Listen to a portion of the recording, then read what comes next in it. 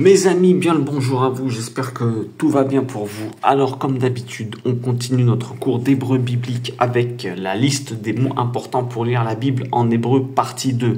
Je vous invite à aller voir la une et bien entendu, je vous invite à aller faire le grand cours d'hébreu qu'on a fait pour apprendre à lire l'hébreu parce que c'est beaucoup plus facile que vous pensez. Et croyez-moi que Dieu, il vous aide, même si vous vous dites que vous n'allez pas y arriver.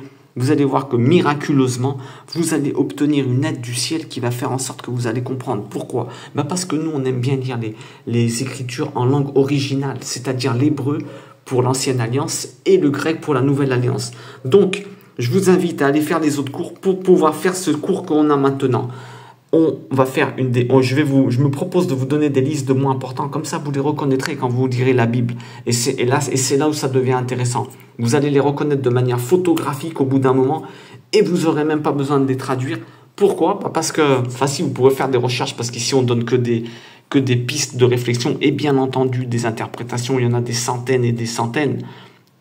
Mais au moins vous pourrez, avoir une approche plutôt sympathique du début de la Bible et des mots que vous allez, quand vous les rencontrez, vous pourrez, entre guillemets, d'une approche sympathique, ça n'a rien à voir, mais bon, ça sera, les Écritures, si c'est pas si bête que ça, les Écritures pourront vous paraître beaucoup plus sympathiques grâce aux études que nous sommes en train de faire. Pourquoi? Parce que vous direz, tiens, ce mot, je le connais, et c'est très, très gratifiant. Alors, petit rappel, comme d'habitude, lecture en diagonale, l'hébreu se lit en diagonale, on lit en premier les grandes lettres et les voyelles, s'il y en a une, accrochée en dessous ou sur le côté. Qu'est-ce que ça veut dire? On lit de droite à gauche. Attention, ça, il ne faut pas se planter. Regardez bien ici, là, on lit de droite à gauche. N'oubliez jamais ça, on lit dans ce sens d'hébreu. C'est le contraire du français. C'est le contraire du français. Ça, c'est quelque chose qu'il faut que vous mettiez en place tout de suite dans votre tête. Alors, on lit d'abord les grandes lettres, c'est-à-dire les grandes lettres qu'on a ici. Là, ça, c'est des grandes lettres. Et les petits points qui sont en dessous, là, tout ça, là. Toutes ces choses-là qui sont en dessous, là, regardez. Les petits points qu'il y a ici, le point qu'il y a ici, le point qu'il y a ici, ce sont des voyelles. Des fois, il y a des barres, des fois, il y a des barres avec des traits. Tout ce qu'il y a aux alentours et autour des lettres, ce sont des voyelles que l'on prononce après. Donc, d'abord, on lit la grande lettre. Attendez 2 secondes, on lit d'abord la grande lettre. Lecture en diagonale, on procède en lecture en diagonale. On lit en premier la grande lettre et sa voyelle, si elle en a une, accrochée en dessus, en dessous, à côté. Lettre par lettre. Alors, regardez bien ce qui se passe. On a séparé les lettres avec ces barres-là que vous voyez. On a séparé pour que vous voyez bien les lettres. Le sens de lecture, n'oubliez pas, c'est de droite à gauche, comme d'habitude. Ça, c'est l'hébreu, il est comme ça. Et maintenant, on lit la lettre. Alors, la première, c'est un Aleph, d'accord? A. Et là, on a ces lettres, ces voyelles-là, ces ronds qui représentent la voyelle E. Donc là, on a le Aleph, le Lamed, le Hey et le Mem. Là, on vient de dire les 4 lettres, le Mem. Et on a oublié le Yod au milieu, excusez-moi. Donc, comment on lit? On lit en diagonale. Vous allez comprendre tout de suite comment ça se passe. Regardez les flèches, comment elles vont là. On dit d'abord la lettre Hey. Là, c'est un Aleph, une lettre muette, le Aleph. Donc, on fait Aleph, Hey. Ensuite, on va chercher la lettre d'après. C'est la L, le Lamed. L, mais il y a une voyelle qui est ici, le petit point O. D'accord? On lit en diagonale. Regardez les flèches. Hop, hop, hop, hop, hop, hop. Vous avez vu comment ça se passe? On fait comme ça. Hop, hop, hop, hop, hop. On va chercher la lettre en premier et la voyelle qui s'y accroche. Par exemple, ici, on prend cet exemple du Hey ici.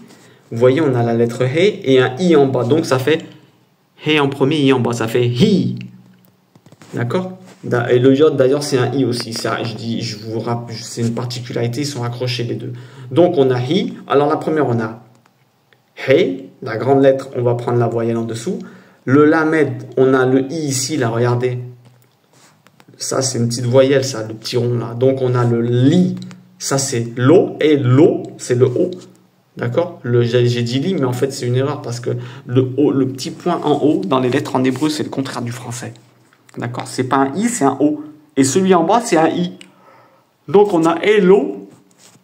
Et là, en bas, I, Hi. Et là, M.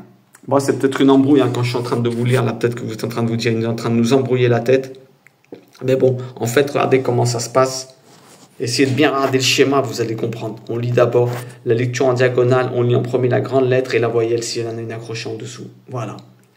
Donc on continue la liste des mots. Là on a Elohim, hein, c'est Dieu, la divinité, dirigeant, juge, ange, idole. Imaginez-vous toutes les significations qu'il y a. C'est pas seulement Dieu. Hein.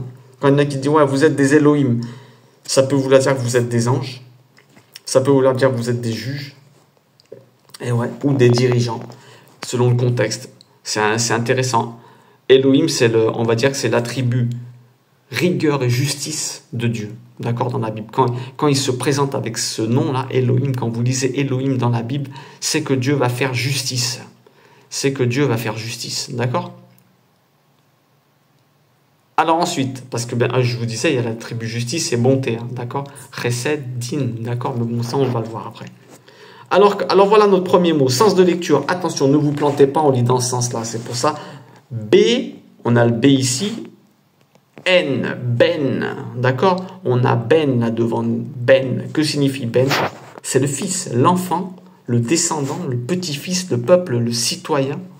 Racine de construction. Pourquoi? Parce que ton fils, racine de Bana qui veut dire construction. Parce que ton fils, c'est toi qui dois le construire. C'est quelque chose que tu dois construire. Et un truc qui est intéressant, c'est que lui aussi il te construit. Donc ton fils, ton Ben, ça veut dire l'enfant, le fils, le descendant, mais avec une notion de construction. C'est pour ça que toute personne, dans les écrits, il est dit que toute personne que tu enseignement des sages, toute personne que tu enseignes est considérée comme ton Ben, ton fils, ton enfant. Pourquoi? Toute personne que tu construis est considérée comme ton fils. C'est beau pour les personnes qui n'ont pas d'enfants. Vous voyez ce que je veux dire? C'est beau. Hein? Alors on va continuer. On continue. Ben, deuxième mot. Alors attention, ne vous plantez pas, hein, comme d'habitude, ne vous plantez pas. Nous sommes en train de lire dans ce sens. C'est-à-dire, ach. Attention, KH, cette lettre-là. Le ret se prononce ra, comme la jota d'espagnol, d'accord? Donc, KH, dans le langage phonétique, c'est le ra, d'accord? En arabe et tout, quand vous voyez KH, c'est ra. Donc ça, vous prononcez correctement. Donc, ach signifie frère au sens large, le vrai frère aussi, semblable de la même tribu ou ami proche. Ach, achi, achi, ça veut dire mon frère, achi, d'accord? Achi. Alors là, on a ach. Photographiez-le bien dans votre tête. Allez, on continue. Attention. Mot suivant. Sens de lecture. N'oubliez pas. On va dans ce sens. N'oubliez pas le sens de lecture, s'il vous plaît. Ima. Ima. Ça veut dire maman. Ima. Là, il y a un H. Il ne devrait pas avoir de H, mais bon. Oui et non. Bon, bref. Ima. Ima. On peut l'enlever. Ima. Ça veut dire mère, en général, la maman, ou la mère comme source de vie également. C'est ma mère, c'est la terre, ou je sais pas, il y en a qui disent des choses comme ça, bref. Ima. On continue. Alors, sens de lecture, n'oubliez pas Av. Av, qui signifie le père, l'enseignant. Dieu également, source de vie, notre père. Mais également un père spirituel. Vous remarquez que le Christ, dans un des enseignements, il dit, vous avez pour père le diable, parce que considérer comme ton père tous ceux qui t'enseignent. Vous avez vu, c'est intéressant. Av, on voyait avant Ben, Av, d'accord, le fils. Et là, le père, Av. Sachant que Av Ben signifie une pierre. Vous imaginez Av Ben. Le mélange de papa et de fils signifie pierre. Intéressant. Bon. Alors, Av, vous avez vu, hein, d'accord? Ça, c'est un bête, hein, d'accord? Ab. Ça peut être un bête aussi. Regardez, c'est la lettre bête, mais ça... qui n'a pas le point dedans, c'est un B, AB en fait. Le V, c'est un B sans le point ici. D'accord? C'est la même lettre. Et c'est intéressant parce que, vous voyez par exemple le Christ quand il dit Abba. Abba, papa, il dit. Vous voyez, je suis en train d'écrire en gros là. Abba, papa. D'accord? On remarque que les lettres de papa, c'est le A et le B. D'accord? On a le A et le B, hein, je vous les écris au-dessus, là, ça, comme ça vous avez mieux à comprendre. Parce que le V, c'est la même lettre que le A, hein, d'accord? On a le A et le B, pourquoi? Eh bien parce que le père est celui qui indique la direction. Quand on relie les points A et B, on a une direction. Vous voyez ce que je veux dire?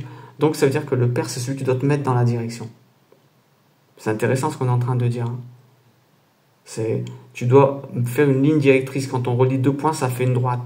Le Père est celui qui indique la direction. C'est pour ça que, par exemple, le Christ, il dit, ouais, vous avez pour père le diable. Il dit ça aux pharisiens. Il leur dit, vous, votre direction, c'est le diable qui vous la donne. Qu'est-ce que vous me racontez? C'est lui, votre guide spirituel. D'accord? N'oubliez pas, ceux qui n'ont pas d'enfants, tous ceux que vous enseignez sont considérés comme vos enfants. C'est beau, ça. Alors, on continue. Là, on a le mot Aleph. Alors, on a l'Aleph ici, le He, le Chet ici, le O ici et le T. Achot. On a le mot Achot. Achoti, ma sœur. Achoti, avec un I. La sœur, ça peut être également une relation amicale et également l'épouse. Abraham appelle sa femme Sarah, ma sœur, quand il parle au roi. Ma sœur, c'est également une épouse. Ton épouse, tu dois te sentir comme ta sœur à un moment. On dit qu'Abraham a menti, il a dit que c'était sa sœur, mais c'est faux. Parce qu'en vérité, c'est sa sœur, c'est son amante. Elle est tout pour lui. Donc, il nous indique par là que pour qu'une relation soit bonne et saine, il faut que ta femme ou toi, vous vous sentiez comme des frères et sœurs, les amis. C'est important de sentir mais ça va dans les deux sens. Hein. Bien sûr, pour l'homme, doit être ton frère. Si vous êtes une femme et que vous écoutez cette vidéo, ça va dans les deux sens. D'accord? Ta femme doit être ta sœur également. Ton ami, quand tu es devant les gens, ça doit être comme ta sœur. Quand tu es dans la maison, ça doit être ton ami. Et quand tu es dans ta chambre, ça doit être ton amante. Elle doit être les trois choses pour toi. C'est pour ça qu'Abraham n'a pas menti. Il a dit que c'était ma sœur. C'est ma sœur. Devant les gens, c'est ma sœur. Bon, continuons. Alors, mot intéressant. Celui-là, on l'entend plein de fois. Beit. Qu'est-ce que c'est que Beit? C'est la maison. D'accord? La maison. B. La lettre B. Beit. Regardez. B. Beit. La maison, la demeure. Qu'est-ce que ça signifie? La maison, la demeure. Au sens large. Le foyer, la famille et l'intériorité de l'individu. Ça, c'est important. La maison, ton intérieur. Soigne ton intérieur. Il est dit, mets des gardiens à tes portes de ta maison. Qu'est-ce que ça veut dire? De ton intériorité. Les portes de ton intérieur, qu'est-ce que c'est? Parce que ton âme, elle se nourrit en même temps que ton corps se nourrit par des aliments extérieurs. Mais l'âme, elle se nourrit également par les aliments extérieurs aussi. Ça, c'est un sujet intéressant. Il y a une partie qui va à ton âme, de ce que tu manges physiquement, c'est incroyable. Hein. Si vous ne croyez pas, regardez, vous prenez un médicament et il peut vous faire tourner la tête si vous vous plantez. C'est donc qu'il y a un effet à l'intérieur, pas que physique. Et donc, et même les neuroleptiques, ils influent sur votre manière d'être, sur votre âme, entre guillemets. Et donc, l'âme, elle se nourrit. Quand on dit « mets un gardien à tes portes », ça veut dire, fais attention, l'âme se nourrit avec les sens, ce qu'on entend, ce qu'on voit, ce qu'on respire, ce qu'on touche. Il faut faire attention, les amis. Donc ça, la beit, la maison, signifie également l'intériorité. D'accord? Allez, on continue.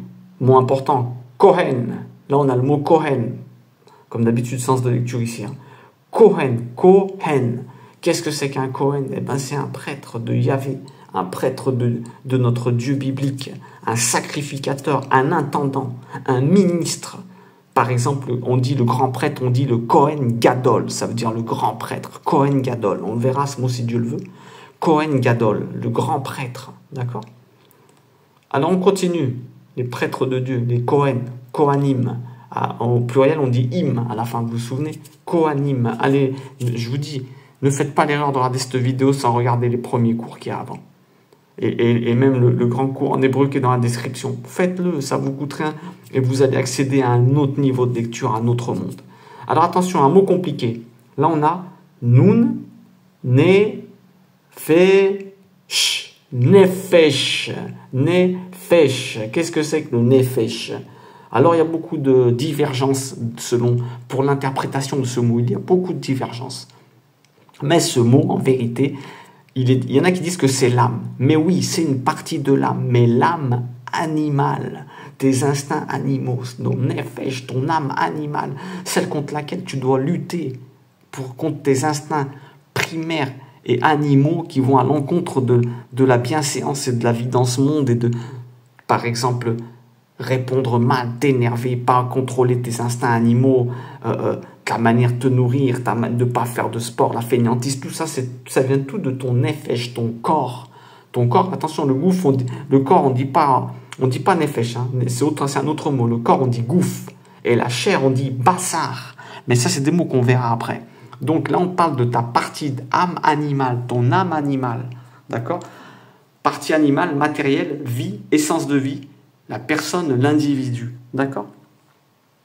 Vous avez compris, c'est la partie de ton âme animale. Parce que l'âme est divisée de plusieurs parties. Et ça, c'est quelque chose qu'il faut savoir. Corps, âme, esprit, c'est... Regardez, on va le voir justement maintenant. J'en profite de faire ces mots pour que vous compreniez. Là, on a rouach. Vous avez vu rouach. Dans ce sens-là, hein, attention, rouach. Ça signifie l'esprit. La partie de l'âme qui se connecte avec les influences extérieures invisibles. Bonne et mauvaise, ton rouach, c'est important que vous sachiez ça.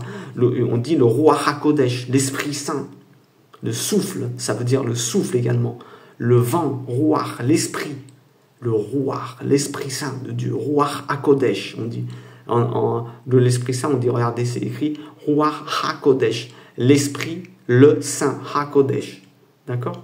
Rouach HaKodesh, c'est ta partie. On va dire que c'est la partie de ton âme qui est sensible aux influences extérieures. Bonne ou mauvaise. On dit quel mauvais esprit il a celui-là. Ouais, il s'est fait inspirer par un mauvais esprit. Oh, qu'est-ce qu'il a un bon esprit celui-là. Eh oui, l'esprit de Dieu. Surnommé Roi HaKodesh, l'esprit de sainteté. Vous avez compris? Parce que le corps, l'humain est fait d'une extériorité. D'accord? Un corps, hein, le gouffre. Ensuite, il a une âme à l'intérieur. Et cette âme a plusieurs parties. On ne va pas rentrer dans les détails. Là, 7, 9 parties, bon, selon certaines études. C'est très intéressant, mais ce n'est pas le sujet du jour. Et le truc, ce qu'il y a, c'est que l'âme, elle a plusieurs parties. Une partie animale, une partie spirituelle. Vous voyez, et c'est là que c'est intéressant de comprendre. Donc, là, on a le mot, attention, né. Très important ce mot, né. Né, ch, ça c'est un shin, cha. Là, on descend. Ma, neshama, on a la neshama, les amis. Neshama. Neshama. Qu'est-ce que c'est que la neshama? Ben, ça conclut tout le cours qu'on vient de faire. Neshama, c'est l'âme entière, toute ton âme, ton être complet, toi qui penses, toi. Je ne sais pas comment le dire, mais le moi, vous pouvez aller voir la psychologie, le je, comme vous voulez le dire. C'est vous, c'est votre volonté, votre personnalité, votre manière, vous. D'accord? Et la neshama, justement, la neshama, l'âme vivante, l'âme que vous êtes vous, eh bien, qu'est-ce que c'est que la neshama, vous? Eh bien, elle regroupe des autres parties d'âme qu'on a vues avant. Vous avez vu, c'est compliqué, mais pas si compliqué que ça en vérité. On va dire que tu es une âme, je fais un dessin vulgaire, tu as des influences extérieures en bien et en mauvais. Tu as des parties de ton âme, tu as plus de la partie animale qui va te tirer vers le bas. Et tu as la partie spirituelle vers le haut qui est, on va dire, rouach, qui est sensible aux esprits. D'accord? Et comme on va dire, on a tous une partie bonne, une partie mauvaise. La tête, elle est au milieu. C'est toi qui vas décider. Et la partie animale, eh ben, celle qui te tire vers le bas. Et la partie haute vers le haut. L'âme, en fait, est divisée en plusieurs parties. C'est très important de connaître d'avoir cette notion de esprit et d'âme différents. C'est très important. Parce que des fois, tu peux être mal inspiré et ça ne vient pas de toi et ça t'évite de culpabiliser. Vous comprenez ce que je veux dire? Très, très important. Bon, mesdames et messieurs, merci beaucoup pour ce cours. Hein. On vient de terminer. Alors, on essaiera de venir bien souvent, le plus souvent possible, avec des mots différents comme ça. Comme ça, vous arrivez à avoir un bon vocabulaire. Je vous attends dans les autres cours qu'on donne, des interprétations des Écritures. Je vous attends dans la chaîne, si Dieu le veut. Et bien entendu, dans les directs qu'on essaie de faire de temps en temps en live, où vous pouvez venir, on parlera, vous poser des questions, on peut interchanger sur les sujets qui nous intéressent, toujours avec bienveillance et bienséance. Mesdames et messieurs, que Dieu vous bénisse et qu'il vous donne le courage de continuer à étudier tout le temps. Et que chaque jour, chaque jour, vous ayez plus envie de connaître Dieu, ses Écritures. Pourquoi ? Comme on a dit, parce que c'est ce qu'il y a de plus beau, parce qu'il y a des messages pour nous tous les jours à décoder dedans. Et c'est incroyable, mais vrai, on ne peut pas passer à côté de ça. Celui qui n'étudie pas les Écritures, c'est comme s'il recevait une lettre tous les matins dans sa boîte aux lettres qui lui indique ce qu'il doit faire et qu'il ne l'ouvre pas. Voilà ce qu'il faut qu'on comprenne. Mesdames et messieurs, je souhaite une bonne fin de journée et que Dieu vous bénisse et que tout ce que vous entrepreniez vous réussisse. Je vous souhaite une bonne fin de journée. Ciao, ciao.